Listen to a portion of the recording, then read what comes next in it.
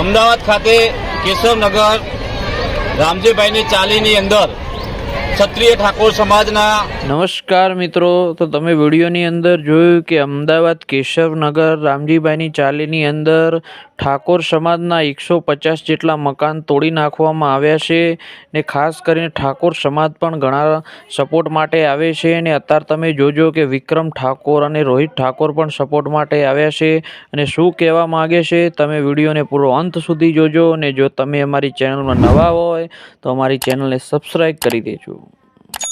ક્ષત્રિય ઠાકોર સમાજના 150 જેટલા મકાનો એએમસી દ્વારા 15 તારીખે તોડી પાડવામાં આવ્યા છે। એએમસી દ્વારા બહેનો ભાઈઓ ઉપર અમાનુષી અત્યાચાર ગુજારી અને જે પરિસ્થિતિનું નિર્માણ થયું છે એ પરિસ્થિતિને જોઈને આજે સમગ્ર ગુજરાતનો ઠાકોર સમાજ ખૂબ આક્રોશમાં છે અને ખૂબ દુઃખની લાગણી અનુભવે છે। અહીંયા અમે સતત 7-8 દિવસથી આ લોકોની વચ્ચે છીએ। આજે તો જોઈએ તો વરસાદ પણ ખૂબ પડ્યો છે, લોકો ઘર વિહોણા બની ગયા છે, બ્રિજ નીચે બેઠા છે, બ્રિજમાંથી પણ પાણી પડી રહ્યું છે, પોતાનો સામાન પલળી રહ્યો છે।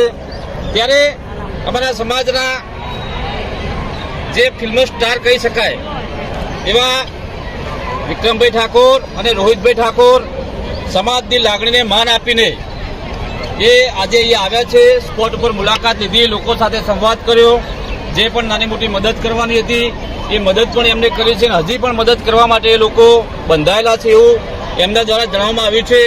એટલે સમાજ પણ એમનો ખૂબ ખૂબ આભાર માને છે।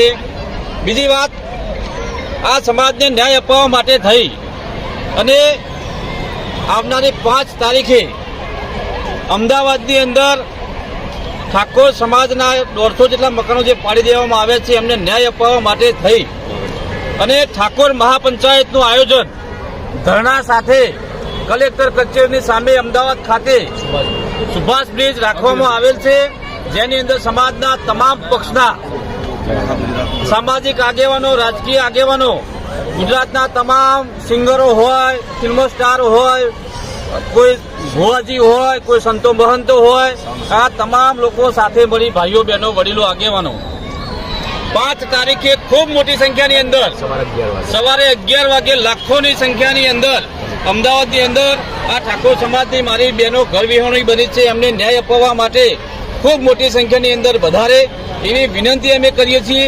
2 હાથ જોડીને વિનંતી કરીએ છીએ, કારણ કે જે આપણા સમાજના યુવાનો અને બહેનો જે કાલે પોલીસ દ્વારા ધોકા મારવામાં આવ્યા છે અમે જોઈ નતા શકતા। એક બેનને તો માથામાં ઘણું બધું વાગ્યું છે, સીટી સ્કેન કરાવ્યો, એક ભાઈને પણ છાતીની અંદર વાગ્યું છે। એટલે આવા કોઈ સમાજની અંદર બનાવો ના બને, સમાજની પડખે ઉભી રહેવાની આપણી તમામની ફરજ છે। સમાજે આપણને મોટા કર્યા છે ત્યારે આપણી સૌની ફરજ છે।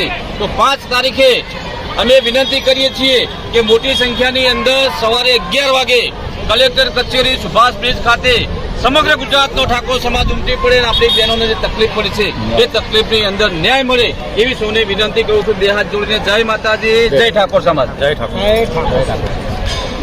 ભાઈ કોઈ ચર્ચા બર્ચામાં રામજીભાઈ 2 શબ્દો, રામજીભાઈ કે 2 શબ્દો, રામજીભાઈ ક્યાં 2 શબ્દો।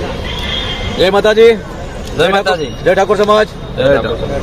આજે ખરેખર તો જોવા જઈએ છીએ તો અહીંયા કેશવનગર રામજીભાઈની ચાલી ખાતે ચાલીમાં જે પ્રશાસન દ્વારા, જે પોલીસ દ્વારા જે અમાનુષી વર્તન અહીંયા કર્યું છે, જે આપણા સમાજની દીકરીઓ પર, આપણા સમાજના નાના ભૂલકાઓ પર, સમાજના વડીલો પર જે પોલીસ લાઠીચાર્જ કરી અને તાનાશાહી રૂપે જે અહીંયા કાલે જે ખૂબ મોટું સરકારના પ્રહાર કર્યો છે, એના અનુસંધાનમાં અહીંયા પીડિતો છે 150થી વધુ મકાનો ધરાવતા અમારા સમાજ